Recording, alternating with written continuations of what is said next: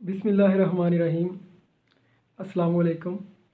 तो 9th class की chemistry बहुत ही आसान है, लेकिन इसका जो फर्स्ट चैप्टर की अगर हम बात करें तो ये थोड़ा सा मुश्किल इसमें पेश आती है, क्योंकि बिकॉज़ इसमें कैलकुलेशंस वगैरह और काफ़ी देर लग जाती है। इसलिए मैंने इस सीरीज़ में ये जो हम स्टार्ट कर रहे हैं back to back series one shots की, जिनके अंदर हमने हर चैप्टर को कवर करना है, तो मैंने स्टार्ट लिया है जी सेकंड चैप्टर से, स्ट्रक्चर ऑफ एटम से। ये जो फंडामेंटल ऑफ केमिस्ट्री हैं ये भी हम करेंगे, लेकिन बाद में करेंगे।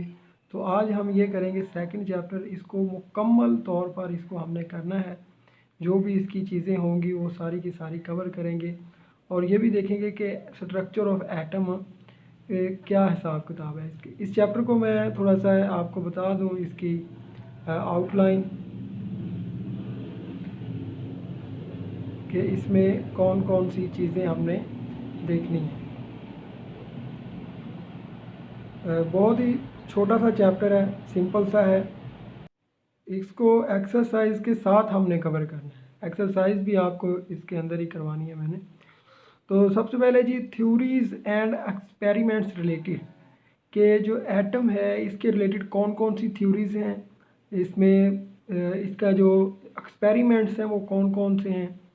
टू एटॉमिक स्ट्रक्चर, स्ट्रक्चर के बारे में आपको पता ही है कि एक जो हमारे पास एटम होता है उसका क्या स्ट्रक्चर होता है, उसमें क्या क्या चीज़ें होती हैं। इसके बाद इलेक्ट्रॉनिक कॉन्फ़िगरेशन सेकंड चैप्टर है, और ये आइसोटोप्स। सिर्फ 3 टॉपिक्स हैं, और बहुत ही आसान किस्म के टॉपिक्स हैं, बहुत ही आसान टॉपिक्स हैं। तो इनको हमने करना है, ठीक है। तो पहले सबसे मैं आपको बता देता हूँ कि स्ट्रक्चर ऑफ एटम थोड़ा सा, कि उसके रिलेटेड क्या कंसेप्ट है, क्योंकि छोटी छोटी चीज़ें जो है वो मैं आपको करवा देता हूँ, फिर उसके बाद हम देख लेते हैं। अच्छा जी, तो सबसे पहले डेमोक्रिटस आए। डेमोक्रिटस ने एटम के नाम को तजवीज़ किया, ठीक है। और एटम जो है वो क्या होता है, एटम के बारे में अब डेमोक्रिटस ने कहा कि जितनी भी चीज़ें हैं, कोई भी चीज़ है, ठीक है, उसको अगर हम तोड़ते जाएं, फॉर एग्जांपल हमारे पास एक पेंसिल है, उसको हम तोड़ते जाएं तो जो सबसे उसका पाउडर बना लें, तो सबसे जो छोटा ज़र्रा होगा ना, जिसको हम मज़ीद तकसीम नहीं कर सकते, उसको उसने डेमोक्रिटस ने एटम का नाम दिया, एटम का नाम दिया। और एटम का जो वर्ड है ये एटमोस से निकला है, एटमोस। एटमोस का मतलब है इनडिविजिबल, नाकाबिले तकसीम, ऐसा ज़रा जो मज़ीद तकसीम ना हो सके। लेकिन अब जो है वो एटम तकसीम हो सकता है, उसको हम देख भी सकते हैं। ये जो डॉट है, ये जो आपको नज़र आ रहा है, इसके अंदर 20 लाख एटम्स हैं, 20 लाख एटम्स एक छोटे से डॉट के अंदर। तो एटम के अगर हम स्ट्रक्चर की बात करें, जो कि इलेक्ट्रॉन माइक्रोस्कोप से हमने देखा, तो एटम जो है वो इस तरह से सपोज किया जाता है कि वो राउंड शेप में, और एटम के जो सेंटर है उसके अंदर हमारे पास एक होता है जी न्यूक्लियस। एटम के बिल्कुल सेंटर में एक न्यूक्लियस होता है हमारे पास, और इसकी जो न्यूक्लियस है इसके इर्द गिर्द मौजूद होते हैं शेल्स, ठीक है। ये एक शेल है, इसी तरह ये आप दूसरा शेल कर लें, ठीक है। तो ये हमारे पास है एटम, टोटली एटम है। ये जो है इसका एक शेल है, ये जो सबसे आखिरी शेल है इसको हम नाम देते हैं वैलेंस शेल का। वैलेंस शेल सबसे आखिरी शेल जो है एटम का। और एटम के बिल्कुल दरमियान में हमारे पास होता है न्यूक्लियस। न्यूक्लियस जो है वो एटम के बिल्कुल दरमियान में होता है, और न्यूक्लियस के इर्द गिर्द ये जो आपको नज़र आ रहे हैं, ये सारे हमारे पास होते हैं शेल्स, शेल या एनर्जी लेवल्स इनको कहते हैं। एटम के जो दरमियान में हमारे पास एक न्यूक्लियस है। तो अगर हम बात करें न्यूक्लियस की, तो न्यूक्लियस के अंदर हमारे पास होते हैं प्रोटॉन्स और न्यूट्रॉन्स। न्यूक्लियस के अंदर हमारे पास प्रोटॉन्स और न्यूट्रॉन्स होते हैं, जबकि जो इलेक्ट्रॉन्स हैं वो इन शेल्स में गर्दिश कर रहे होते हैं। इलेक्ट्रॉन्स, ये देख सकते हैं आप, इलेक्ट्रॉन्स इन शेल्स के अंदर गर्दिश कर। अच्छा, ये बेसिक्स जो है ना ये क्लियर होगी तो सारा चैप्टर इसी के ऊपर ही बेस है, सारा चैप्टर इसके ऊपर बेस है।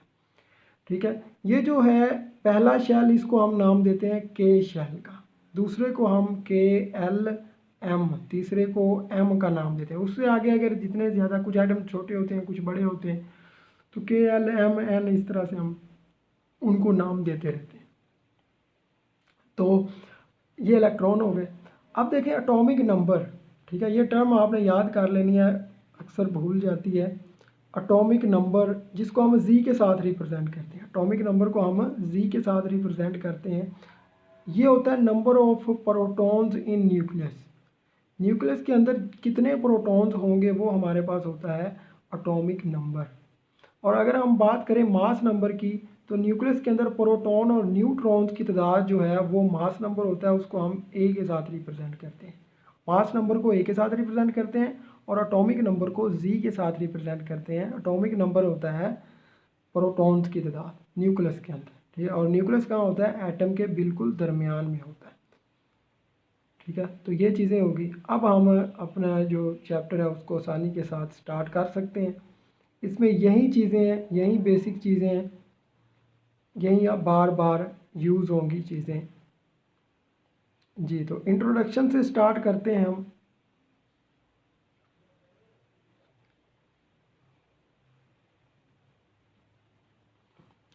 Ancient Greek philosopher Democritus. तो डेमोक्रिटस एक एंशियंट मतलब बहुत पुराना, एंशियंट पुराना ग्रीक फिलासफर था और उसने सजेस्ट किया कि जो मैटर है ये छोटे छोटे टेनी इंडिविजिबल पार्टिकल से मिलके बना है जिसको एटम्स कहते हैं। उसने कहा कि कोई भी चीज़ है ना वो एटम से मिलकर बनी, छोटे छोटे पार्टिकल से। ये सही बात है कि पार्टिकल से मिलके कोई ना कोई चीज़ बनी है, तो इसलिए उसने उसको एटम्स का नाम दिया। The name atoms was derived from Latin word Atmos. तो ये एटमोस से निकला है जिसका मतलब होता है इंडिविजिबल, के नाकाबिले तकसीम। लेकिन आज एटम जो है वो तकसीम हो चुका है, उसको हम तकसीम कर सकते हैं, वो काबिल तकसीम है आज का एटम। पहले जो एटम था वो काबिल तकसीम नहीं था, एटमोस। तो इन द बिगनिंग, शुरुआत में 19th सेंचुरी के जॉन डाल्टन ने एक एटॉमिक थ्योरी दी। अब एटॉमिक थ्योरी किसने दी, जॉन डाल्टन ने दी थी। According to this theory all matter is made up of very small indivisible particle called atoms। Atomic theory किसने दी थी, जॉन डाल्टन ने दी थी, डेमोक्रिटस ने नहीं दी थी। ये जो है लेक्चर ये बहुत इंपॉर्टेंट है, ये पीपीएससी एफपीएससी तमाम जितने भी एग्ज़ाम्स हैं उनके लिहाज से भी इम्पोर्टेंट है, एमसीक्यूज़ के हवाले से भी। तो ये आपने इतना कर लेना है इसमें, ये एंशियंट से लेके ये कॉल्ड एटमॉस तक, यहाँ तक आपने कर लेना है। बाकी इस चैप्टर के अंदर हमने डिफरेंट साइंटिस्ट को पढ़ना है, जे थॉमसन को पढ़ना है। जे थॉमसन ने इलेक्ट्रॉन दरियाफ्त किए थे जो न्यूक्लियस के गिर्द गर्दिश करते हैं। गोल्डस्टीन ने प्रोटॉन्स के बारे में बताया था, रदरफोर्ड ने हमें न्यूक्लियस के बारे में बताया था, बोहर ने एटम को मज़ीद एक्सप्लेन करके हमें चीज़ों के बारे में बताया था, और दूसरे साइंसदानों के बारे में हम कुछ ना कुछ पढ़ेंगे। तो आगे जी पहला जो हमारा है वो आ चुका है कि theories and experiments related to structure of atom. Atom के रिलेटेड कौन कौन सी थ्योरीज थी और कौन कौन से स्ट्रक्चर क्या है एटम का, इस बारे में हम अब डिस्कस करेंगे।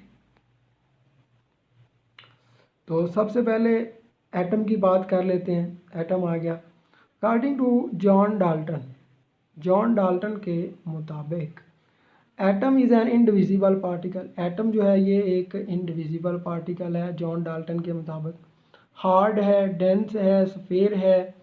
Atoms of the same element are alike. जितने भी एटम्स हैं जो एक ही एलिमेंट से बने हैं वो एक जैसे होते हैं। They combine in different ways to form compounds. वो एक दूसरे के साथ मिलते हैं डिफरेंट वेज से।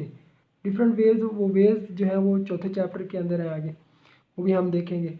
तो in the light of Dalton's atomic theory, Dalton atomic theory की रोशनी में scientist perform a series of experiment. तो साइंसदानों ने बहुत ज़्यादा एक्सपेरिमेंट किए। उन्होंने कहा कि जो डाल्टन साहब आप बात कर रहे हैं क्या वाकई ये बात ऐसे है, तो आइए इसको हम चेक करते हैं। But in the late and early 1990s scientist discovered new subatomic particles. अब सब का मतलब होता है छोटा, उसके अंदर सब पार्टिकल्स के अंदर, ठीक है, पार्टिकल्स के अंदर अब सब पार्टिकल्स आ गए, इलेक्ट्रॉन, प्रोटॉन और न्यूट्रॉन, ये तीन जो हैं ये फंडामेंटल पार्टिकल्स। इसके अलावा भी बहुत सारे पार्टिकल्स हैं, मेजॉन, बोसॉन, वो भी आ जाते हैं। अच्छा जी, गोल्डस्टीन ने डिस्कवर किया 1886 के अंदर पॉजिटिवली चार्जिड पार्टिकल्स, जिनको हमने प्रोटॉन का नाम दिया। गोल्डस्टीन ने प्रोटॉन दरियाफ्त किए।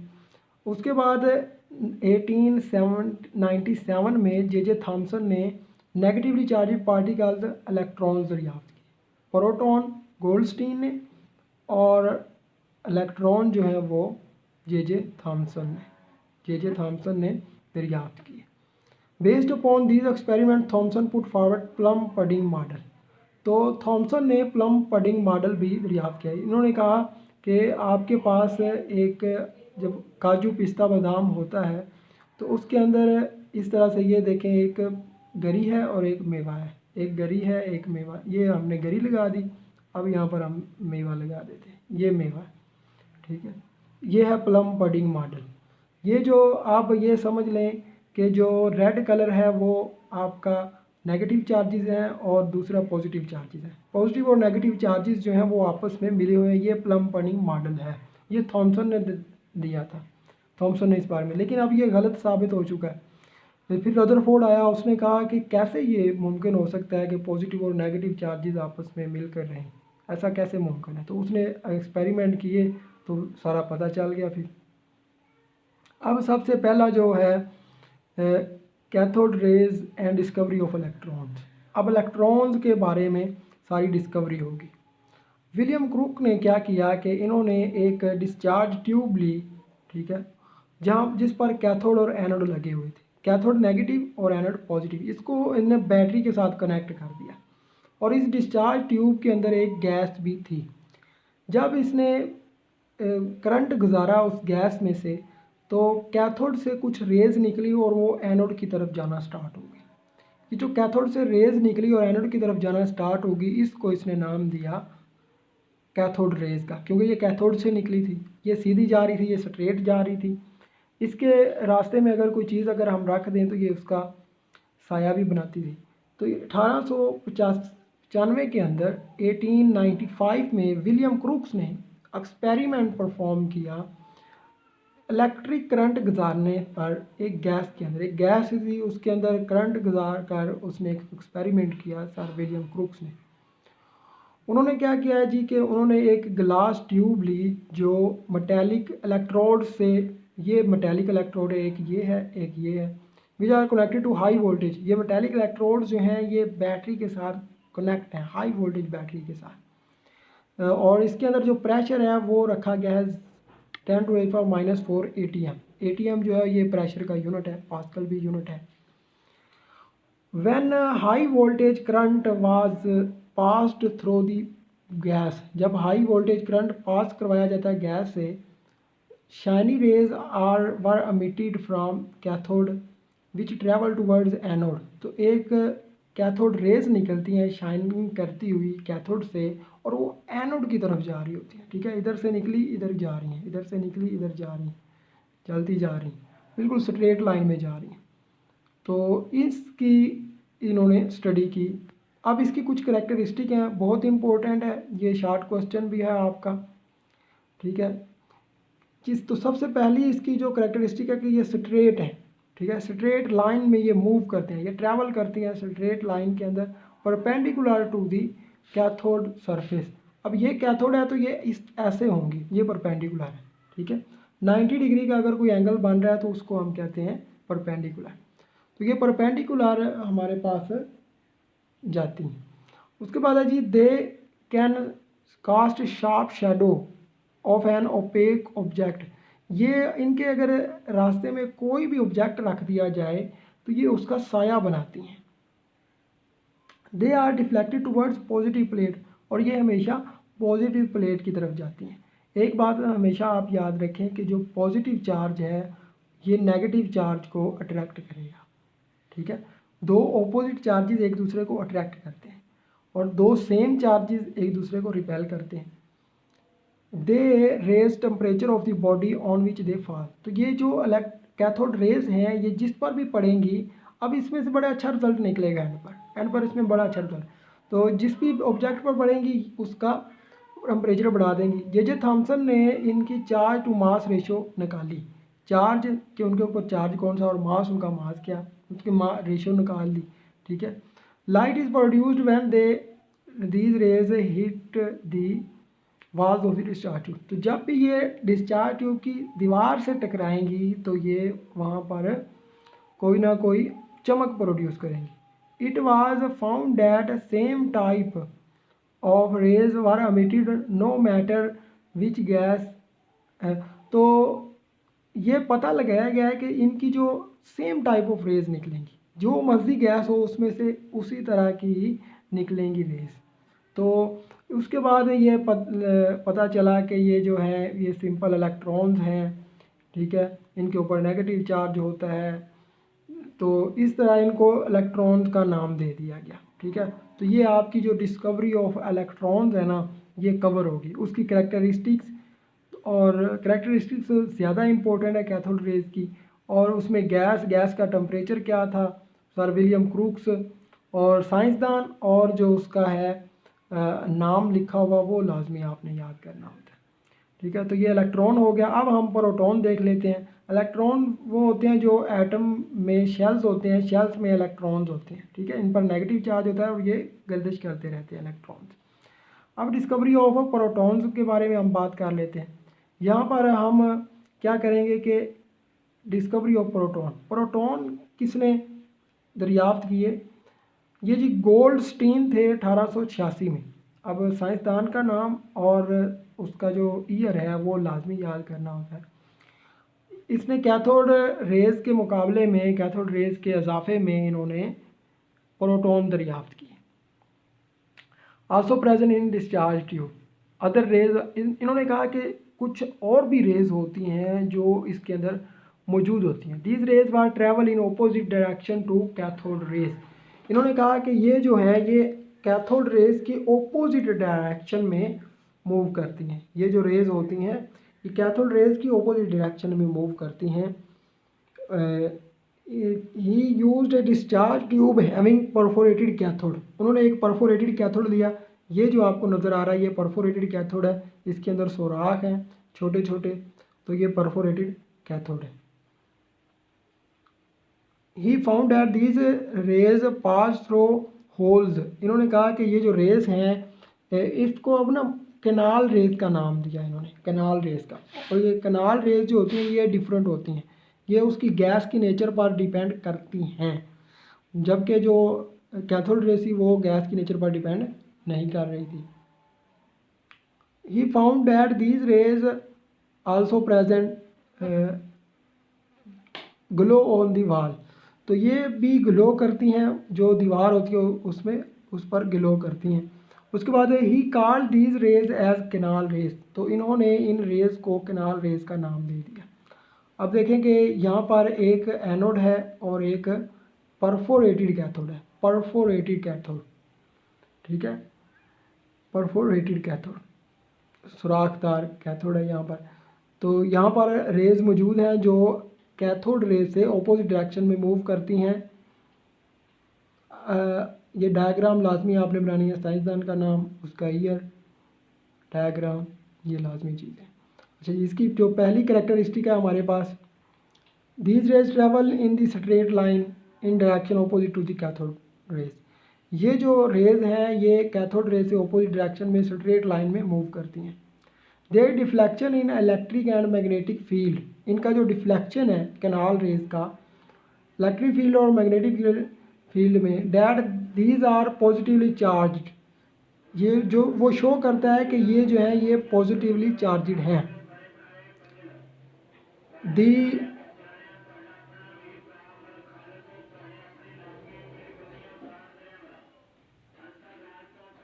अच्छा जी, the nature of canal rays depend upon the nature of gas. ये इसकी जो कैनाल रेज की नेचर है वो डिपेंड अपॉन दी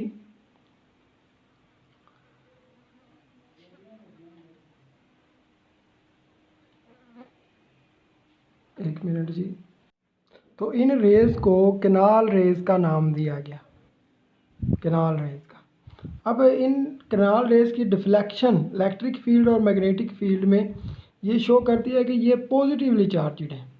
इनकी जो डिफ्लेक्शन है वो शो करती है कि ये पॉजिटिवली चार्जड हैं, ये जो आपकी कैनाल रेज़ है। The nature of canal rays, ये जो कैनाल रेज़ हैं इनकी nature depend upon the nature of gas, gas की नेचर पर डिपेंड करता है। जो पीछे वाला था वो नेचर पर डिपेंड नहीं करता था, कैथोड रेज जो है वो गैस की नेचर पर डिपेंड नहीं कर रही थी, बल्कि ये जो है ये गैस की नेचर पर डिपेंड कर रही है। These raise do not originate from the anode, ये एनोड से नहीं निकली, बल्कि जो गैस है ना वो उस ट्यूब के अंदर, ये ट्यूब है इसके अंदर ये गैस है, ठीक है, छोटे छोटे पार्टिकल्स हैं गैस के छोटे छोटे पार्टिकल्स हैं। तो जब कैथोड रेज इन पार्टिकल के साथ टकराती है तो इन पार्टिकल में से इलेक्ट्रॉन को निकाल देती है। जब एक इलेक्ट्रॉन निकल जाता है तो उसके ऊपर m पॉजिटिव चार्ज आ जाता है। फॉर एग्जांपल ये एक गैस का एटम है, m इलेक्ट्रॉन जो है ये कैथोड रे है। ये कैथोड रे जब इस के साथ टकराएगी तो इसमें से एक इलेक्ट्रॉन निकाल देगी, तो इसके ऊपर m पॉजिटिव आ जाएगा, पॉजिटिव चार्ज आ जाएगा। इसका मतलब है कि एक इलेक्ट्रॉन निकला है इसमें से। तो ये जो पॉजिटिव है ये असल में कैनाल रेज हमारे पास बन गई। तो इसके अंदर यही बताया हुआ है, do not originate from anode, anode से नहीं निकली। कैथोड रेज जो है वो तो कैथोड से निकलती हैं, लेकिन कैनाल रेज एनोड से नहीं निकलती, ना कैथोड से निकलती, बस बल्कि ये गैस से बनाई जाती है।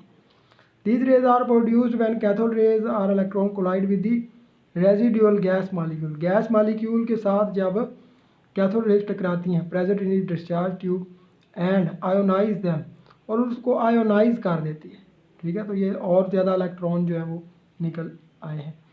उसके बाद ये 5th पॉइंट है हमारे पास, mass of particles was found equal to that of proton or simply multiplied of it. Mass of proton is 1840 times more than the mass of electron. तो प्रोटॉन का जो मास होता है वो 1840 गुना इलेक्ट्रॉन के मास से ज़्यादा होता है। क्योंकि देखें अब जो आपके पास एक इलेक्ट्रॉन है, एटम है आपके पास, ठीक है, उसमें जो शेल्स हैं, शेल्स भी हैं उसके अंदर, ठीक है, कुछ छोटे हैं कुछ बड़े हैं।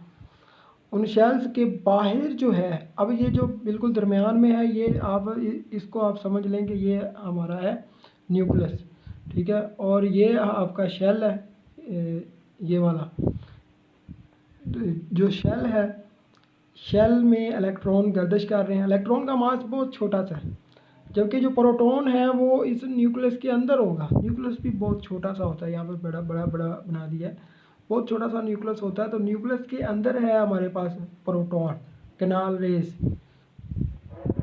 ठीक है।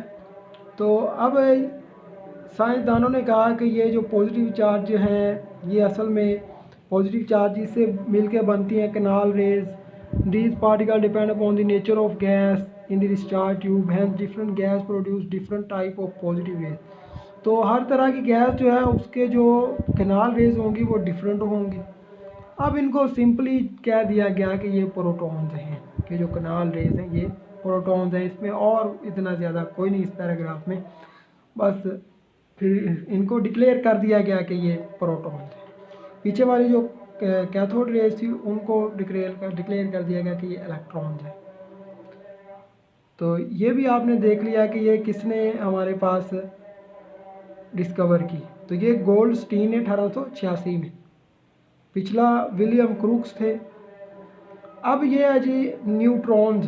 देखिए अब 3 तरह के फंडामेंटल पार्टिकल्स होते हैं जो मैंने डिस्कस किए हैं, जस्ट 3 तरह के, इलेक्ट्रॉन प्रोटॉन न्यूट्रॉन। इलेक्ट्रॉन हो गए, प्रोटॉन हमने कर दिया, अब न्यूट्रॉन की बात कर लेते हैं। Rutherford observed atomic mass of element could not be explained on the basis of mass of electron and proton। Rutherford ने कहा कि जो एटम का मास है उसको जस्ट हम मास ऑफ इलेक्ट्रॉन प्रोटॉन के हवाले से नहीं बात कर सकते उसकी, बल्कि उसने 1920 में ये प्रिडिक्ट किया, ये पेशन गोई की, ये अंदाज़ा लगाया कि कुछ न्यूट्रल पार्टिकल्स भी होते हैं न्यूक्लियस के अंदर, न्यूट्रल वही न्यूट्रॉन की बात कर रहे हैं। तो 1932 में चैडविक ने न्यूट्रॉन्स को डिस्कवर कर दिया, ये लिखा हुआ है। इन्होंने बड़ा ही एक अच्छा काम किया कि बेरिलियम है हमारे पास, उसके पास ये हीलियम है। हीलियम कहते हैं अल्फ़ा पार्टिकल्स को, ठीक है, अल्फ़ा पार्टिकल्स ये हीलियम होते हैं। सूरज पर जब फ्यूजन रिएक्शन होता है तो वहाँ पे हीलियम गैस भी बनती है, तो ये बड़े भारी पार्टिकल होते हैं। तो ये जब बेरिलियम पर पड़ते हैं तो हमारे पास कार्बन और एक न्यूट्रॉन बाहर आ जाता है। तो इस तरह से ये आप देख सकते हैं कि न्यूट्रॉन की डिस्कवरी हो गई। अब न्यूट्रॉन जो है इसकी प्रॉपर्टीज़ ये है कि इस पर कोई चार्ज नहीं होता, they are neutral, they are highly penetrating. Penetrate का मतलब कि किसी चीज़ के आगे अंदर घुस जाना, पेनिट्रेट हो जाना, चीज़ से आगे निकल जाना। Mass of this particles was nearly equal to mass of proton. तो मास ऑफ जो इन पार्टिकल्स का मास है वो तकरीबन प्रोटॉन के इक्वल होता है। न्यूट्रॉन का और प्रोटॉन का मास इक्वल होता है, और प्रोटॉन का मास इलेक्ट्रॉन के मास से 1840 गुना भारी होता है। तो ये था आपके तीन डिस्कवरीज जो हमने देख ली। उसके बाद जी हम रदरफोर्ड का एटॉमिक मॉडल पढ़ते हैं कि रदरफोर्ड ने क्या किया, इसका एटॉमिक मॉडल कैसा है। तो बहुत ही सिंपल है, बहुत ही आसान है। तो रदरफोर्ड ने क्या किया, अब मैं थोड़ा सा आपको सिंपली बता देता हूँ कि रदरफोर्ड ने, ये जो हमारे पास पिक्चर आपको नज़र आ रही है, इसमें देखिए कि ये जो आपको नज़र आ रहा है ये है गोल्ड फॉइल, जिनकी जो हमारे पास लंबाई है वो 0.00004 सेंटीमीटर है, ठीक है, ये इतनी कम ये लंबाई है इसकी। उसने गोल्ड फॉइल लिए, उसके बाद उन्होंने इन गोल्ड फॉइल्स में से अल्फ़ा पार्टिकल्स को गुजारा। जब अल्फ़ा पार्टिकल्स को गुजारा तो उन्होंने ये ऑब्ज़र्व किया कि कुछ जो पार्टिकल्स हैं वो बिल्कुल सीधे निकल गए, मोस्टली सीधे निकल गए। देख लें ये सारे जो है ना, ये अल्फ़ा पार्टिकल्स हैं जिनके ऊपर पॉजिटिव चार्ज है, अल्फ़ा पार्टिकल्स हैं सारे। कुछ बहुत कम जो थे वो रिपेल बैक हुए। अब ये जो रिपेल बैक हुआ है, ठीक है, कुछ जो थे वो थोड़ा सा डिफ्लेक्ट हुए, कुछ ने लार्ज डिफ्लेक्शन शो की, कुछ ने स्मॉल डिफ्लेक्शन शो की, गुजारता गया। तो उसने ऑब्ज़र्व किया कि जो मोस्टली मेरे पास हैं अल्फ़ा पार्टिकल्स वो गुजर चुके हैं गोल्ड की फॉइल से। तो इसका मतलब एटम का जो ज़्यादातर हिस्सा है वो खाली है, ठीक है। और फिर इसने कहा कि अल्फ़ा पार्टिकल पर हमारे पास क्योंकि पॉजिटिव चार्ज होता है, तो इसका मतलब ये जो अल्फ़ा पार्टिकल है किसी ऐसे पार्टिकल से टकरा के वापस आया है जिस पर पॉजिटिव चार्ज था, क्योंकि पॉजिटिव एक दूसरे को रिपेल करेंगे, ठीक है। तो इसने कहा कि वो बहुत सख्त है, वो दरमियान में है और वो छोटा भी है, तो उसने नाम दिया कि ये न्यूक्लियस है। रदरफोर्ड को नोबेल प्राइज़ भी मिला था। जे थॉमसन जो है ये फिजिस्ट थे ना कि केमिस्ट थे, उन्होंने इलेक्ट्रॉन के बारे में बताया था। अब देखें जी कि रदरफोर्ड के बारे में इम्पोर्टेंट बातें लिखी हुई हैं। क्या किया जी रदरफोर्ड ने? Rutherford performed gold foil experiment. इन्होंने सोचा कि कैसे नेगेटिव और पॉजिटिव चार्जेस जो हैं वो एक दूसरे के साथ रह सकते हैं एटम के अंदर। और वो कह रहे थे ना प्लम पडिंग मॉडल, ऐसे को पॉजिटिव नेगेटिव चार्जेस हैं एटम में बस। लेकिन वो भी चीज़ें आगे जाके एडवांस होती गई। अगर वो इतना भी ना बताते तो फिर चीज़ें जो थी वो आगे भी नहीं बढ़नी थी। चलें, इतना थोड़ा बहुत बताने से कुछ चीज़ें आगे तो बढ़ी, आगे जो है रिसर्च जारी रही और आगे भी इंशाल्लाह मज़ीद भी रिसर्च जारी रहेगी।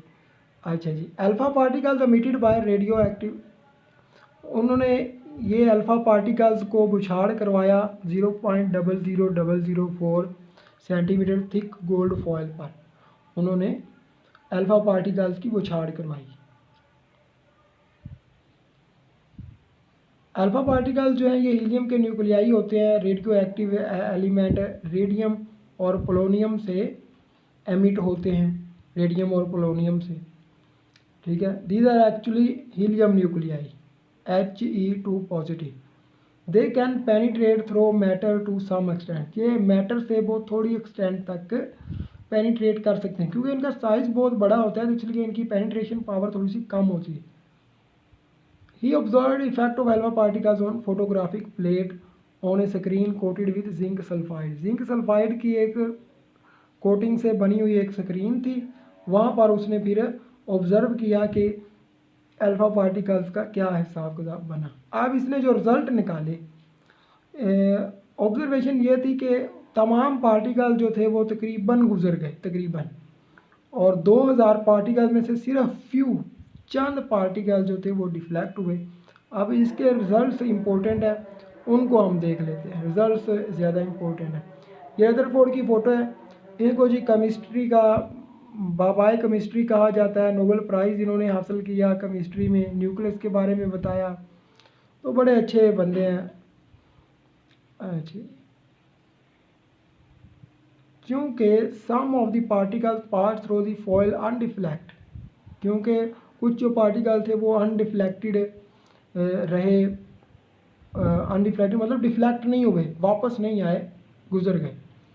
तो इसका मतलब ये हुआ कि ज़्यादातर जो वॉल्यूम है वो खाली है, एम्प्टी स्पेसिस हैं एटम के अंदर। उन्होंने कहा कि एटम के अंदर ज़्यादातर जो स्पेसिस हैं वो एम्प्टी हैं। उसके बाद जी दूसरा पॉइंट है जी हमारे पास है, deflection of few particles prove that there is centre of positive charges in an atom. इन्होंने कहा कि जो डिफ्लेक्शन, थोड़ी सी डिफ्लेक्शन, थोड़े पार्टिकल डिफ्लेक्ट किए हैं, जो फ्यू पार्टिकल डिफ्लेक्ट किए हैं, ये शो करते हैं कि एटम के दरमियान में न्यूक्लियस है। और कंप्लीट रिबाउंस ये शो करता है कि न्यूक्लियस जो है वो बहुत सख्त है, बहुत हार्ड है, बहुत डेंस है।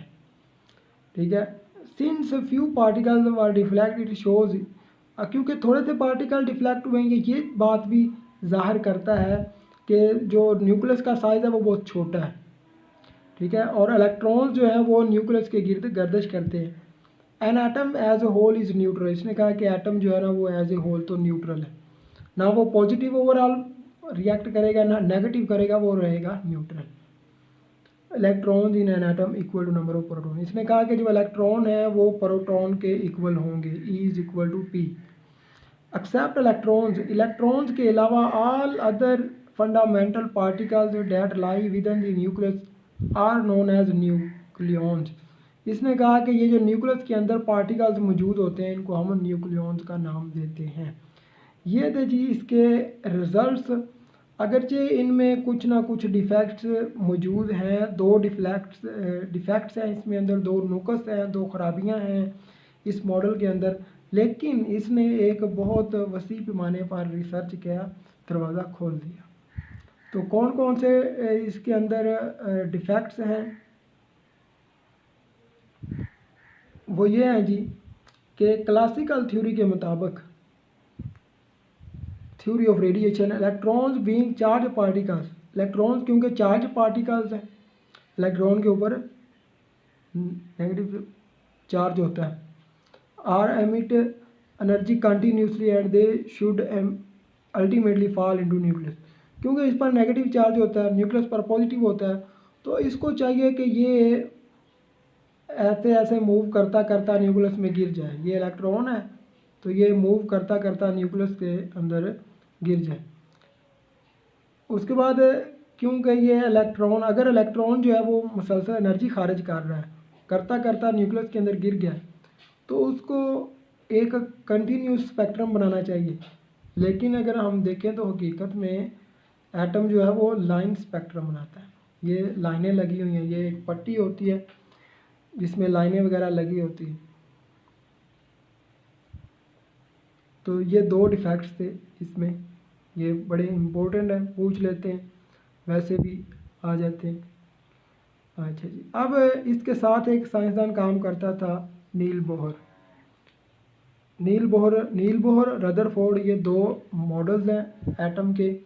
वो पुराना है रदरफोर्ड और ये जो है बोहर नया है, इसको हमने देखना है। Keeping in view the defects of Rutherford atomic model, Rutherford के एटॉमिक मॉडल को देखते हुए नील बोहर ने 1913 में अपना जो मॉडल है वो पेश किया। इसने जिस थ्योरी को बुनियाद बनाया अपने मॉडल की, उसका था नाम quantum theory, Max Planck quantum theory. ये थ्योरी कहती है कि जो एनर्जी है ना वो डिस्क्रीट पार्टिकल्स की फॉर्म में एक जगह से दूसरी जगह सफ़र करती है, ऐसे ऐसे, ठीक है, 1 2 3 ऐसे कंटिन्यूसली नहीं खारिज होती रहती, बल्कि डिस्क्रीट पार्टिकल्स की सूरत में खारिज होती है। ये इसने बुनियाद बनाया नील बोहर ने। अच्छा जी, according to Bohr model revolving electron, अब इसके मुताबिक इलेक्ट्रॉन जो है ना जब वो घूम रहा है, एटम के अंदर घूम रहा है, तो वो ना तो एनर्जी खारिज करता है ना वो एनर्जी हासिल करता है। बस वो एनर्जी हासिल या खारिज तब करेगा जब वो एक ऑर्बिट से दूसरे ऑर्बिट में जाएगा, इसके अलावा वो कोई और काम नहीं करेगा।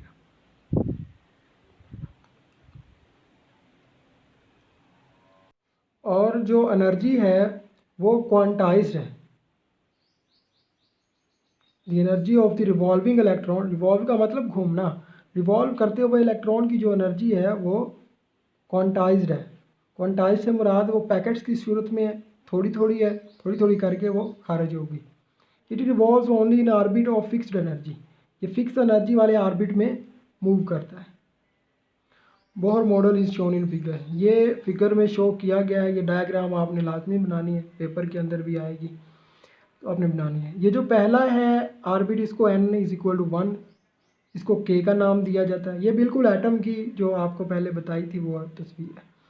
अब देखें, एक हमारे पास है बड़ा ऑर्बिट, उसके बाद है जी एक छोटा ऑर्बिट। अब बड़े ऑर्बिट से जब छोटे ऑर्बिट में कोई चीज़ मूव करेगी तो वो एनर्जी को रिलीज़ करेगी, ठीक है। हम बनाते हैं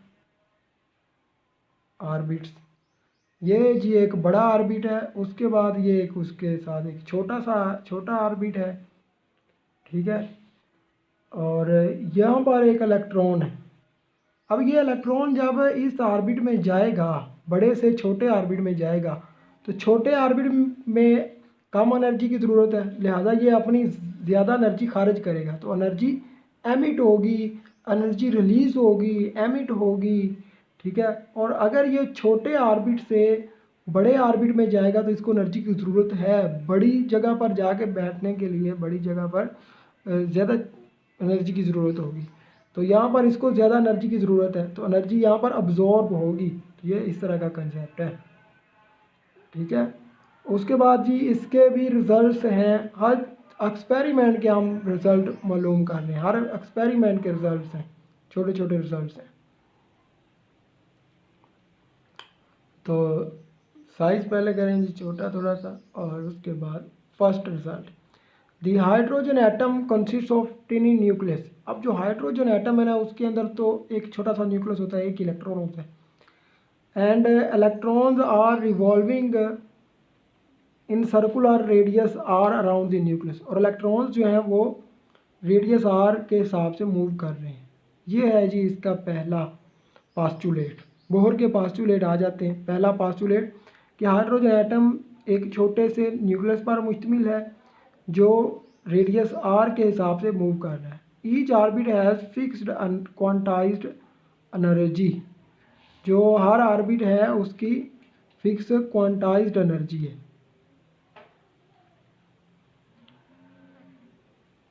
जो भी ऑर्बिट है यहाँ पर उसकी एनर्जी क्वांटाइज्ड है। ये दूसरा पास्टुलेट। उसके बाद है जी हमारे पास थर्ड पास्टुलेट कि as long as electron remains in particular orbit, जब इलेक्ट्रॉन एक पार्टिकुलर एक ख़ास ऑर्बिट के अंदर रहता है तो वो ना तो रेडिएट करता है, रेडिएट मतलब खारिज करना, रोशन होना, और ना ही एनर्जी को अब्जॉर्ब करता है, ना ही अमिट करता है, ना अब्जॉर्ब करता है।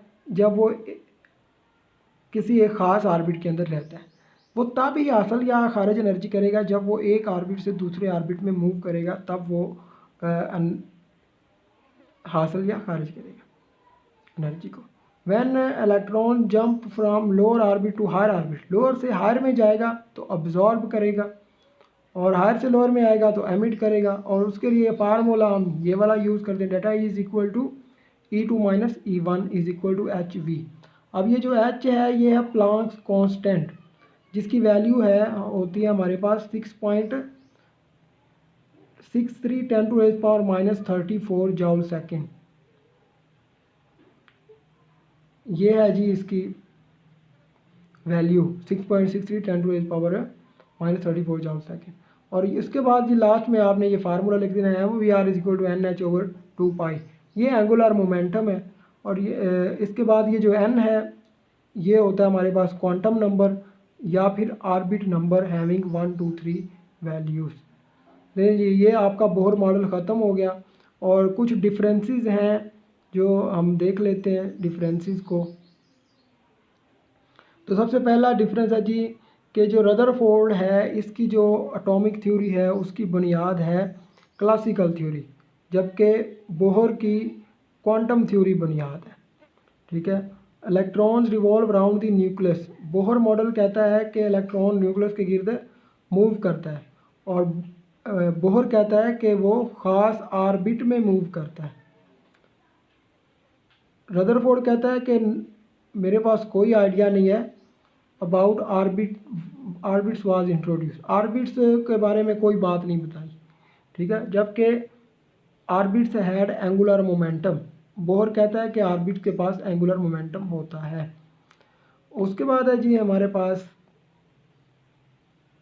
Atoms should produce continuous spectrum, atoms को कंटिन्यूस स्पेक्ट्रम बनाना चाहिए कि आपके पास एक वो जो पट्टी होती है जिससे हम चेक करते हैं कंटिन्यूस, ये कंटिन्यूस स्पेक्ट्रम है। ठीक है। ये रदरफोर्ड ने कहा। और नील बोर कहता है कि एटम लाइन स्पेक्ट्रम बनाता है, लाइनें नज़र आती हैं पट्टी के अंदर। एटम शुड कोलैप्स, रदरफोर्ड कहता है कि एटम को तबाह हो जाना चाहिए, जबकि एटम को एग्जिस्ट करना चाहिए, अपना वजूद कायम रखना चाहिए, ऐसा नील बोहर का कहना है। ठीक है। तो ये हमारा जो पहला था जिसके अंदर हमने इलेक्ट्रॉन, प्रोटॉन, न्यूट्रॉन, नील बोहर, रदरफोर्ड के बारे में हमने पढ़ा।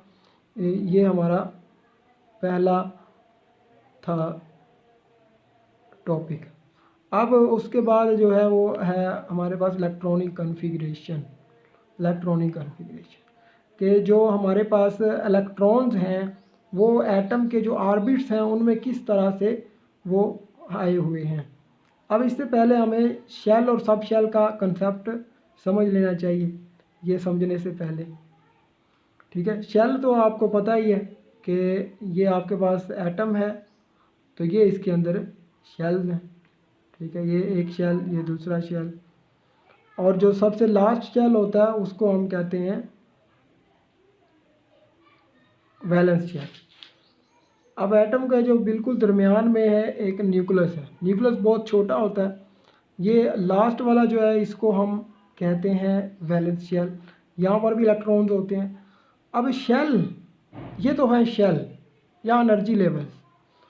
सब शेल, सब का मतलब होता है छोटा, सब जिस चीज़ के आगे लग जाएगा ना समझें कि वो उसके अंडर है। जैसे इंस्पेक्टर बड़ा होता है और सब इंस्पेक्टर इंस्पेक्टर से छोटा, इंस्पेक्टर के साथ काम करने वाला, उसके नीचे काम करने वाला। इंजीनियर बड़ा और सब इंजीनियर इंजीनियर के साथ नीचे छोटा काम करने वाला इंजीनियर, उसको सब इंजीनियर कहते हैं। इसी तरह शेल और सब शेल। ठीक है। शेल को हम KLM से रिप्रेजेंट करते हैं, जबकि सब शेल को हम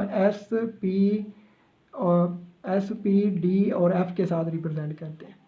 एस के अंदर अब यहाँ पर ना कुछ चीज़ें समझने वाली हैं, मैं आपको यहाँ पर बता देता हूँ वाइट बोर्ड पर। हाँ जी। तो KLM और N, के अंदर S आ जाएगा सब शेल, L के अंदर S और P दोनों आ जाएंगे, M के अंदर S P और D आ जाएगा, और N के अंदर चारों आ जाएंगे S P D और F। ठीक है। N के अंदर ये सारे आ जाएंगे। ये भाई साहब ये हैं शेल और ये हैं सब शेल। ठीक है। ये जो नीचे वाले हैं ये सब शेल्स हैं। अब एस के अंदर हमेशा 2 इलेक्ट्रॉन आ सकते हैं, एस के अंदर 2 आ सकते हैं और पी के अंदर 6 आ सकते हैं। ठीक है, एस के अंदर 2 और पी के अंदर 6, तो एल के अंदर कितने हो गए टोटल 8 इलेक्ट्रॉन्स। एस के अंदर 2, पी के अंदर 6 और डी के अंदर होते हैं जी 10। ठीक है 10, और एफ के अंदर होते हैं 14, एफ के अंदर 14 इलेक्ट्रॉन्स आ सकते हैं। तो 2, 8, 8 और 10 18। ठीक है, एम के अंदर 18 आ जाएंगे। ये दोबारा बना देते हैं, कोई मसला नहीं।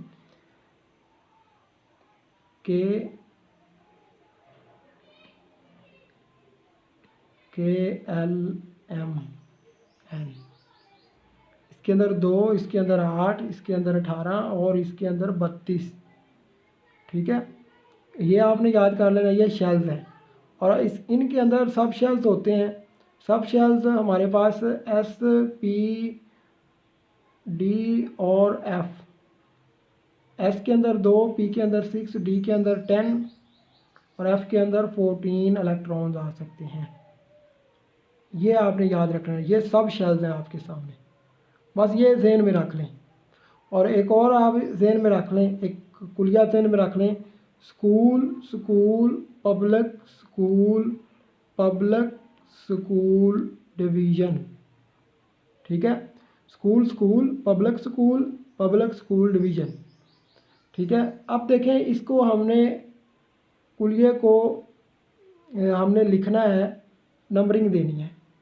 एस पर ना एक नंबर ऐड कर देना है। पहला एस है तो 1s, यहाँ पे आ जाएगा 2s। आगे एस नहीं है तो 2 ही आएगा, एस आ गया तो अब 3 हो जाएगा। ठीक है, एस नहीं है तो सेम रहेगा, एस पर चेंज हो जाएगा नंबर, यहाँ पे 3 रहेगा, यहाँ पे आ जाएगा 4, यहाँ पे आ जाएगा 4। ठीक है, इसके अंदर 2 इलेक्ट्रॉन है तो 2 लगा देंगे, ऐसे 2 लगा देंगे। पी के अंदर 6 होते हैं, 6 लगा देंगे। एस के अंदर 2 होते हैं, 2 लगा देंगे। पी के अंदर 6 होते हैं, 6 लगा देंगे। 2, डी के अंदर 10। तो इस तरह से आगे चलता जाएगा सारा। ठीक है, तो ये इसको कहते हैं इलेक्ट्रॉनिक कॉन्फ़िगरेशन। इलेक्ट्रॉन्स को उनके सब शेल्स के अंदर अरेंज करना इलेक्ट्रॉनिक कॉन्फ़िगरेशन कहलाता है।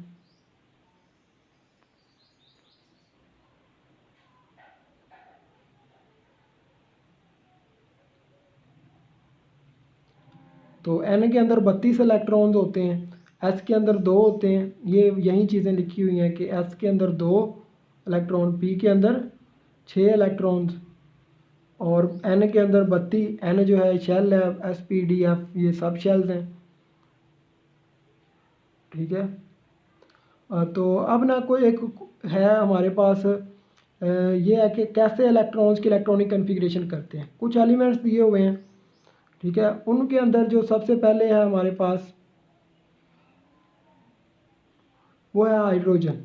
आपने एटॉमिक नंबर्स याद कर लेने, सब के ना एटॉमिक नंबर्स याद कर लेने। एटॉमिक नंबर याद हो गए तो समझे आपको इलेक्ट्रॉनिक कॉन्फ़िगरेशन आपके लिए आसान हो। अब देखें हाइड्रोजन का एटॉमिक नंबर होता है 1, तो 1s1 लिखेंगे। वो ना सारा आपने लगा लेना है, स्कूल स्कूल पब्लिक स्कूल वाला, और फिर जिसका जितना एटॉमिक नंबर होगा ना, एटॉमिक नंबर उतने ही उसके अंदर इलेक्ट्रॉन्स होंगे। तो हाइड्रोजन का एक एटॉमिक नंबर होता है, इसके अंदर 1 इलेक्ट्रॉन है तो 1s1 लगा देंगे। एस के अंदर वैसे 2 आ सकते हैं, मैक्सिमम 2 आ सकते हैं, लेकिन कम होंगे तो उतने ही लगाएंगे। अब एक का मैं आपको आर्गॉन की इलेक्ट्रॉनिक कॉन्फ़िगरेशन कर देता हूँ, आर्गन की, बाकी फिर आपको समझ आ जाएगी। इसकी आपने खुद भी प्रैक्टिस करनी है। आर्गन की, आर्गन का जी फार्मूला है AR, इसका एटॉमिक नंबर होता है 18। तो सबसे पहले हम अपना कुलिया लिखते हैं, school school public school division. इस तरह से हमने लिख देना है और नंबरिंग लगा देनी है 1 2 2 3 3। एस होगा तो एस पर नंबरिंग चेंज 4 4 डी। अब 18 इलेक्ट्रॉन्स हमने पूरे करने हैं। ठीक है, एस के अंदर हमेशा 2 इलेक्ट्रॉन आते हैं, एस के अंदर हमेशा 2 इलेक्ट्रॉन आते हैं, 2 2 2 2। पी के अंदर हमेशा 6, मैक्सिमम 6। तो ये कितने हो गए, 10 हो गए। 10 और 2 12, 12 और 6 पी के अंदर 6 आते हैं ना, 12 और 6 18। बाकियों को अब हम यूज़ नहीं करेंगे, उनको हम रेज़ कर देंगे, ठीक है, उनको हम रेज़ कर देंगे, यूज़ नहीं करेंगे, बाकियों को रेज़ कर देंगे। ये इलेक्ट्रॉनिक कॉन्फ़िगरेशन हमारे पास है आर्गॉन की, कि सबसे पहले हमने उसका एटॉमिक नंबर लिखा, उसके बाद इलेक्ट्रॉनिक कॉन्फ़िगरेशन का ऑर्डर लिखा, school school public school division के हवाले से, और फिर इलेक्ट्रॉन्स को उनके अंदर फिल कर दिया। तो ये हमारा कंप्लीट हो गया इलेक्ट्रॉनिक कॉन्फ़िगरेशन वाला टॉपिक। ये सब का आपने ना अपने तौर पर ये प्रैक्टिस करनी है, ठीक है। स्कूल ये बहुत ही आसान है, ये वाला टेबल, इस कोई मुश्किल नहीं है, इसके अंदर कोई रॉकेट साइंस नहीं है। इसको आपने बस एटॉमिक नंबर याद कर लें, एटॉमिक नंबर याद कर लें, बाकी मुश्किल है ही नहीं। लिथियम 3 है, ये तीसरे नंबर पर, ठीक है। ये हीलियम का 2 है, तो आप देखें 1s2 लग गया। इसी तरह से बहुत आसान है ये। हाँ जी, ये हमारा लास्ट टॉपिक है जी, आइसोटॉप्स। अब देखें कुछ एलिमेंट्स के ऐसे एटम्स जिनका एटॉमिक नंबर सेम लेकिन मास नंबर डिफरेंट हो, उनको हम नाम देते हैं आइसोटॉप्स का। तो आइसोटॉप्स की डेफिनेशन, अब इसके यूजेस आ जाते हैं, फ़लाँ का यूज़ क्या है, फ़लाँ का यूज़ क्या है, और उनकी एप्लीकेशंस लिखें, इस तरह की चीज़ें पूछ लेते हैं। तो isotopes defined as atoms of the element that have same atomic number but different mass number। Atomic number जो है न्यूक्लियस में मौजूद प्रोटॉन्स की तादाद होती है, ये होती है केमिकल प्रॉपर्टीज़ पर डिपेंड करता है, जबकि मास नंबर फिजिकल प्रॉपर्टीज़ पर डिपेंड करता है। अब ठीक है, इतनी बात लिख के आपने आगे आ जाना है एग्जांपल्स पर। हाइड्रोजन के 3 आइसोटॉप्स होते हैं, ठीक है, protium, deuterium and tritium. Protium के अंदर 1 प्रोटॉन है और 0 न्यूट्रॉन, ठीक है। उसके बाद ड्यूट्रियम में 1 प्रोटॉन और 1 न्यूट्रॉन, जबकि ट्रीटियम में 1 प्रोटॉन और 2 न्यूट्रॉन। प्रोटॉन एक ही है, एक ही प्रोटॉन है। एटॉमिक नंबर से मुराद है प्रोटॉन्स की तादाद। एटॉमिक नंबर जी होता है, प्रोटॉन्स होते हैं, प्रोटॉन सेम होते हैं, सब आइसोटॉप्स में प्रोटॉन्स सेम होंगे, बस न्यूट्रॉन्स की तादाद डिफरेंट होगी, ठीक है। इसी तरह कार्बन है, उसके भी 3 आइसोटॉप्स होते हैं, कार्बन 12, कार्बन 13 और कार्बन 14, ये इसके आइसोटॉप्स हैं, ठीक है। और जो कार्बन 12 है ये अबंडेंस में पाया जाता है 98.9%, और जो 13 है, कार्बन 13 और कार्बन 14 है, ये 1.1% पाए जाते हैं नेचुरली। उसके बाद जी क्लोरीन के 2 आइसोटॉप्स हैं, 35 और 37, ठीक है। और इसके बाद यूरेनियम का 234, 35 और 38। 38 जो है ये 99% पाया जाता है, 35 जो है ये रेडियो एक्टिव है। इसके बाद ये कुछ एलिमेंट्स हैं, उनके आइसोटॉप्स के बारे में बताया हुआ है। तो इम्पोर्टेंट चीज़ जो है वो है इनकी एप्लीकेशंस। तो सबसे पहली जो एप्लीकेशन है, अब इनको गौर के साथ आपने देख लेना, शॉर्ट क्वेश्चन भी और लॉन्ग क्वेश्चन भी आ सकते हैं इसमें। रेडियोथेरापी, रेडियोथेरापी से मुराद के ट्रीटमेंट ऑफ कैंसर में ये यूज़ किए जाते हैं, जिसमें फास्फोरस 32 और strontium 90 used because emit less penetrating beta radiations. ये लेस पेनिट्रेटिंग बीटा रेडिएशन से खारिज करते हैं। बीटा रेडिएशंस असल में इलेक्ट्रॉन्स होते हैं, फास्ट मूविंग इलेक्ट्रॉन्स होते हैं, ठीक है। और कोबाल्ट 60 जो है ये किस में यूज़ होता है, ये कैंसर में यूज़ होता है, ठीक है। ये MCQ भी पूछा गया है काफ़ी दफ़ा। फास्फोरस 32 और स्ट्रोंशियम 90, ठीक है। उसके बाद tracers for diagnosis and medicine. इसमें आयोडीन 131 जो है ये थायराइड ग्लैंड की डिजीज़ में यूज़ होता है, ये आपका शायद MCQs भी होगा आगे। अच्छा जी, उसके बाद ये आर्कोलॉजिकल एंड जियोलॉजिकल यूजेस के, कोई भी जो चट्टान है या ज़मीन है वो कितने साल पुरानी है, ये चीज़ें भी हम इससे मालूम कर लेते होते हैं। कार्बन 14, ठीक है, क्योंकि जो पौधे होते हैं वो कार्बन डाइऑक्साइड लेते हैं फोटोसिंथेसिस के अमल के दौरान, तो उनके अंदर कार्बन के ट्रेसेस मौजूद होते हैं, जिससे हम पता लगा सकते हैं कि उनकी एज कितनी है। नेक्स्ट है जी हमारे पास chemical reaction and structure determination. Chemical reaction जो होते हैं और स्ट्रक्चर, किसी भी चीज़ के स्ट्रक्चर को डिटरमाइन करना कि वो किस तरह की उसकी शेप वगैरह है या स्ट्रक्चर उसका किस तरह से है, वो भी हम इससे मालूम कर सकते हैं, जिसमें कार्बन 14 हम यूज़ करते हैं। Application in power generation. अब पावर जनरेशन में इसका बहुत ज़्यादा अच्छा यूज़ है। पाकिस्तान ने भी अब इस पर काम करना स्टार्ट कर दिया है, पहले भी करता है कम पैमाने पर, अब थोड़ा सा ज़्यादा कर दिया है, लेकिन मज़ीद ज़्यादा करना पड़ेगा क्योंकि बड़ी आबादी है, दुनिया पूरी में 5वें नंबर पर है। तो इसलिए एनर्जी की ज़रूरियात पूरी करने के लिए बहुत ज़्यादा रिसोर्सेज लगाने की ज़रूरत है। यूरेनियम 235 92 इसका एटॉमिक नंबर है। ऊपर जो है मास नंबर लिखा जाता है, नीचे एटॉमिक नंबर लिखा जाता है, ठीक है। 92 एटॉमिक नंबर। इसको जब यूरेनियम पर एक न्यूट्रॉन को डाला जाता है तो हमारे पास बेरिलियम निकलता है और क्रिप्टॉन निकलता है, ठीक है, और 3 न्यूट्रॉन और ढेर सारी एनर्जी निकल आती है। बेरिलियम बैरियम बैरियम और क्रिप्टॉन। बैरियम 56 139 और क्रिप्टॉन 36 94। ये रिएक्शन आपने लाजमी लिखना है। केमिस्ट्री के अंदर रिएक्शन, एग्जाम्पल्स, डायग्राम्स, इक्वेशंस, ये बहुत अहम होती हैं, इम्पोर्टेंट होती हैं। तो ये थी हमारे पास एप्लीकेशंस। 5 एप्लीकेशंस हैं, याद कर लें, आगे भी काम आएंगी। आगे फिज़िक्स में है उसके अंदर भी काम आएंगी और यहाँ पर भी काम आएंगी। इस लेक्चर को आप जितनी मरतबा मर्ज़ी देखें, जितनी मरतबा लाजमी देखें, रिवाइज़ करें, इसको बार बार रिवाइज़ करें, क्योंकि ये बहुत अहम लेक्चर है और इसमें पूरा चैप्टर आपका क्लियर। तो अब इसकी हम एक्सरसाइज की तरफ बढ़ते हैं। एक्सरसाइज को हम करते हैं, लेकिन उससे पहले हम न्यू PDF ओपन करते हैं जी। तो ये एक्सरसाइज हमारे सामने है। सबसे पहला MCQs देखिए, which one of the following result in the discovery of proton. तो प्रोटॉन जो है वो हमेशा कैनाल रेस के बारे में हमने पढ़ा था, इनके ऊपर पॉजिटिव चार्ज जो होता है और ये कैथोड से ऑपोजिट डायरेक्शन में मूव करते हैं, ठीक है। तो पहले का बी। दूसरे का है जी, which of following is the most penetrating. इनमें से ज़्यादा पेनिट्रेटिंग कौन सी है जो आगे घुस जाती है, बहुत ज़्यादा आगे घुस जाती है। तो हमने देखा था न्यूट्रॉन्स। न्यूट्रॉन्स बहुत ज़्यादा पेनिट्रेट होते हैं। क्यों पेनिट्रेट होते हैं? क्योंकि ना तो इनके ऊपर पॉजिटिव चार्ज होता है, ना इनके ऊपर नेगेटिव चार्ज होता है, और ये ना पॉजिटिव इलेक्ट्रिक फील्ड से डिफ्लेक्ट होते हैं, ना मैग्नेटिक फील्ड से। सीधा अपने काम से काम रखते हैं, अपने जगह पर जाके पहुंच जाते हैं। तो ये न्यूट्रॉन है। थर्ड देखें जी, concept of orbit was used by. Orbit का कंसेप्ट किसने दिया था? ऑर्बिट, ये इस तरह से इलेक्ट्रॉन था और ये ऑर्बिट है, ठीक है। इनको शेल्स भी कहते हैं और इनको ऑर्बिट भी कहते हैं।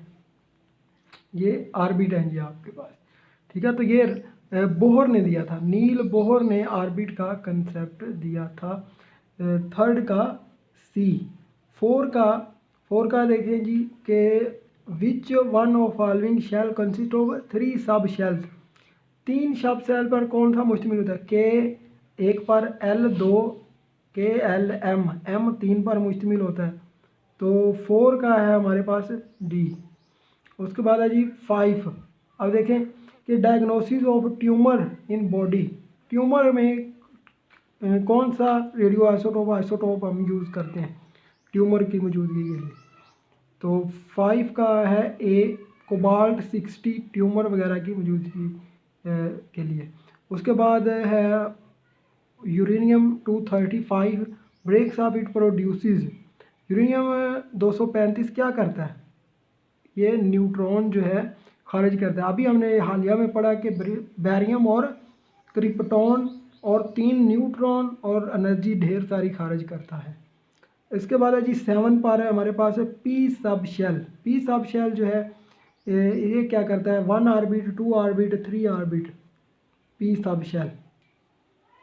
तो इसके अंदर 3 ऑर्बिटल्स होते हैं, PX, PY और PZ। S एक ही होता है, P 3 होते हैं, D 5 होते हैं और F जो है वो कॉम्प्लिकेटेड होता है, वो इस क्लास में नहीं है फिलहाल।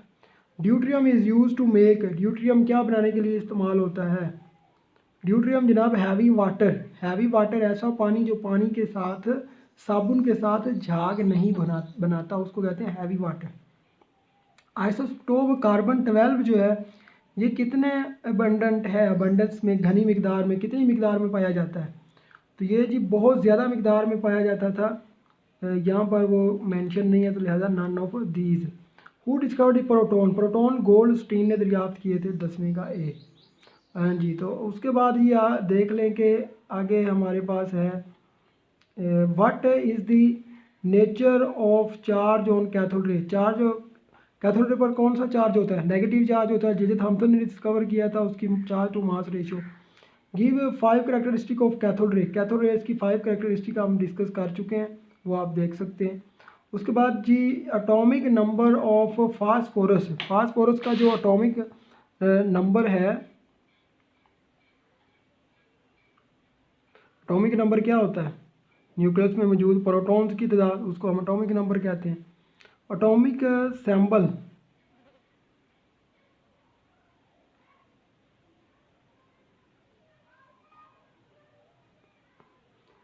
Atomic symbol of phosphorus is given, दिया हुआ है। How many protons electrons and neutrons in there in ion, इसके आइन में कितने इलेक्ट्रॉन होंगे। अब देखें एक हमारे पास है ना एम, इसके ऊपर नेगेटिव चार्ज आ जाएगा एक, तो इसका मतलब है कि अगर इसका जो एटॉमिक नंबर है, एटॉमिक नंबर कहते हैं प्रोटॉन्स की तादाद को, तो इसके ऊपर माइनस आ गया तो इसमें से अब एक इलेक्ट्रॉन निकल गया, जितने इलेक्ट्रॉन हो उतने ही प्रोटॉन होते हैं। एक इलेक्ट्रॉन गया तो इसका मतलब एक प्रोटॉन भी इसके अंदर नहीं है, तो लिहाजा इसके अंदर एक इलेक्ट्रॉन आ चुका है, ठीक है। माइनस आ जाए चार्ज यहाँ पे तो इसके अंदर एक इलेक्ट्रॉन आ चुका है। अब यहाँ पर इसके अंदर 3 इलेक्ट्रॉन्स आ चुके हैं, ठीक है। इसको आप देख लें कि इसके अंदर कितने प्रोटॉन होंगे, इसके अंदर 15 प्रोटॉन्स होंगे। प्रोटॉन जो हैं ये नीचे यहाँ पर लिखे होते हैं एटॉमिक नंबर प्रोटॉन, तो वो तो 15 ही हैं। नंबर ऑफ इलेक्ट्रॉन, इलेक्ट्रॉन जो हैं वो -3 का मतलब है कि इसके अंदर 3 इलेक्ट्रॉन आ चुके हैं। पहले इसके अंदर 15 इलेक्ट्रॉन्स थे, जितने प्रोटॉन हों उतने ही इलेक्ट्रॉन होते हैं, तो इसके अंदर 3 ऐड कर देंगे तो टोटल हमारे पास 18 इलेक्ट्रॉन्स बन जाएंगे। नंबर ऑफ न्यूट्रॉन, न्यूट्रॉन कितने होंगे इसके अंदर, proton plus neutron is equal to mass number. Mass number ये ऊपर लिखा होता है 31 इसका मास नंबर, ठीक है। प्रोटॉन प्लस न्यूट्रॉन कर दें और इज इक्वल टू 31 कर दें तो नंबर ऑफ न्यूट्रॉन निकाल दें। यहाँ पर प्रोटॉन की जगह पे 15 पुट करें और यहाँ पर 31, 31 माइनस 15 इज इक्वल टू 16, तो ये भी आ जाएगा हमारे पास। Name of ion is phosphide, ये जो P3 माइनस है ये फास्फाइड का आइन है। इसकी इलेक्ट्रॉनिक कॉन्फ़िगरेशन अभी हमने सीखा है, 3 इलेक्ट्रॉन जो है वो इसके अंदर मज़ीद आ चुके हैं, लिहाजा अब इसके पास 18 इलेक्ट्रॉन्स होंगे।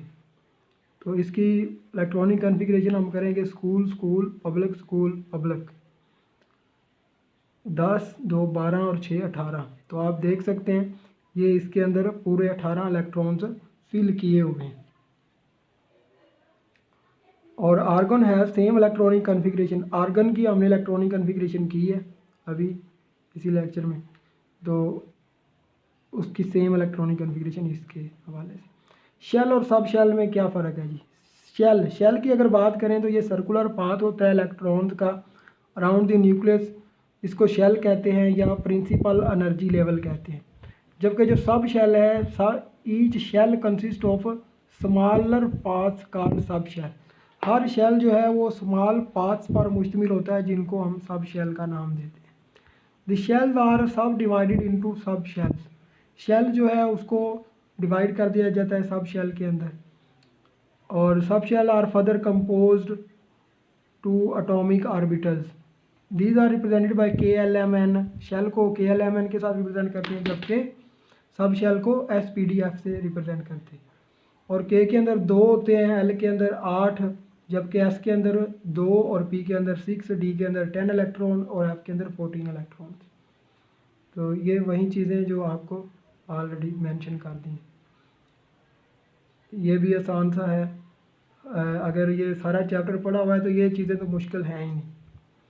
Write down the electronic configuration of Al3 positive. अब 3 पॉजिटिव का मतलब है कि जब किसी चीज़ के ऊपर पॉजिटिव चार्ज आ जाता है तो इसका मतलब होता है कि उसमें से उतने इलेक्ट्रॉन निकल चुके हैं, तो लिहाजा उसके जो एटॉमिक नंबर होगा वो थोड़ा सा चेंज होगा उससे। Magnesium has electronic configuration 282। Electron इसके अंदर आउटर मोस्ट में कितने इलेक्ट्रॉन्स हैं? तो आउटर मोस्ट कहते हैं सबसे आखिरी शेल। आखिरी शेल को हम आउटर मोस्ट या वैलेंस शेल कहते हैं। तो आखिरी शेल में 2 इलेक्ट्रॉन्स हैं इसके। और the outermost shell are present in S subshell of the third shell. Third shell के एस सब शेल में, ये थर्ड शेल है, यहाँ पर 3 लिखा हुआ है तो ये शेल हो जाएगा, इसका मतलब शेल है।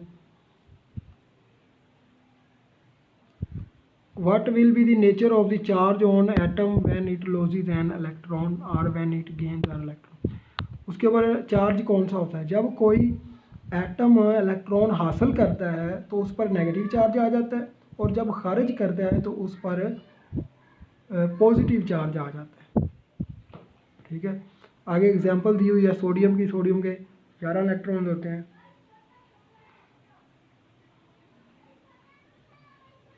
For what purpose uranium 235 use? Uranium 235 जी न्यूट्रॉन और एनर्जी बनाने के लिए इस्तेमाल होती है। बेरिलियम क्रिप्टॉन रेडियो एक्टिव, ये फिशन रिएक्शन है। ए पेशेंट हैज़ गोइटर, उसको पेशेंट को गोइटर है तो क्या किया जाएगा, कैसे डिटेक्ट किया जाएगा जी? आयोडीन 131 का आइसोटोप यूज़ करें, उसका काम हो जाएगा। आगे 11वां क्वेश्चन है जी, give 3 properties of positive rays. Positive rays की 3 प्रॉपर्टीज बयान करें। इसके ऊपर पॉजिटिव चार्ज होता है, ये कैथोड से स्ट्रेट लाइन में ऑपोजिट डायरेक्शन में मूव करता है, और ये गैस की नेचर पर डिपेंड करता है। और mass of positive particle is 1840 times than the mass of electron. अच्छा जी, डिफेक्ट क्या है जी रदरफोर्ड के? स्टेबिलिटी ऑफ एटम के बारे में और नेचर ऑफ स्पेक्ट्रम के। ये कहता था कि एटम जो है वो कंटिन्यू स्पेक्ट्रम बनाता है, लेकिन एटम तो लाइन स्पेक्ट्रम बनाता है।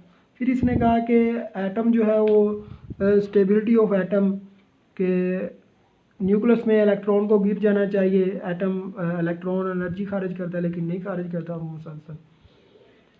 अच्छा जी, उसके बाद जी as long as electron remains in an orbit, जब इलेक्ट्रॉन ऑर्बिट में रहता है इट डज नॉट एमिट और अब्सॉर्ब एनर्जी। तो इलेक्ट्रॉन कब एनर्जी हासिल या खारिज करता है? तो तब हासिल या खारिज एनर्जी करता है जब वो एक ऑर्बिट से दूसरे ऑर्बिट में जाता है। ठीक है, बड़े ऑर्बिट से छोटे में जाएगा तो एनर्जी खारिज करेगा, छोटे में से बड़े में जाएगा तो हासिल करेगा। और एनर्जी का फार्मूला लिख देना। ठीक है, उसके बाद जी ये लॉन्ग क्वेश्चंस है, वो हमने एक एक चीज़ कर लिया उसकी। ठीक है, ये 8वां क्वेश्चन है इलेक्ट्रॉनिक कन्फिगरेशन Na+ की। अब देखें Na+ है ना, तो Na का एटॉमिक नंबर होता है 11। तो 11 Na+ हुआ तो इसका मतलब अब 10 रह गया। तो 10 के हिसाब से इलेक्ट्रॉनिक कन्फिगरेशन कर देंगे। स्कूल पब्लिक, और एस पर जो है नंबरिंग चेंज कर देनी होती है। ठीक है, और एस में 2 आते हैं, पी में 6, डी में 10 और एफ में 14 इलेक्ट्रॉन्स आते हैं। इस तरीके से ये जी आपका चैप्टर जो है वो हुआ कंप्लीट, जिसमें हमने सारे कंप्लीट चैप्टर को विद एन एक्सरसाइज हर चीज़ उसकी क्लियर किया है। एक एक लाइन को हमने डिस्कस किया है, उसके सारे जो क्वेश्चंस हैं वो भी हमने किए हैं। तो उम्मीद है आपने इसको अच्छे से कर लिया होगा। इसको आप वीडियो को दोबारा भी देख सकते हैं और अपने दोस्तों के साथ भी शेयर करें। चैनल का भी ख्याल रखें और पढ़ाई करते रहें। All the best. और इसके बाद हमने एक नेक्स्ट जो है वो 3rd चैप्टर पर पूरा की पूरी वीडियो बना देनी है, और उसके बाद हम पूरी जो वीडियो है ना वो हमने एक वीडियो में पूरा एक चैप्टर विद एन एक्सरसाइज हम क्लियर किया करेंगे। ठीक है, अगर कुछ समझ ना आई हो तो आप पूछ भी सकते हैं। अल्लाह निगहबान तो बंदा पहलवान।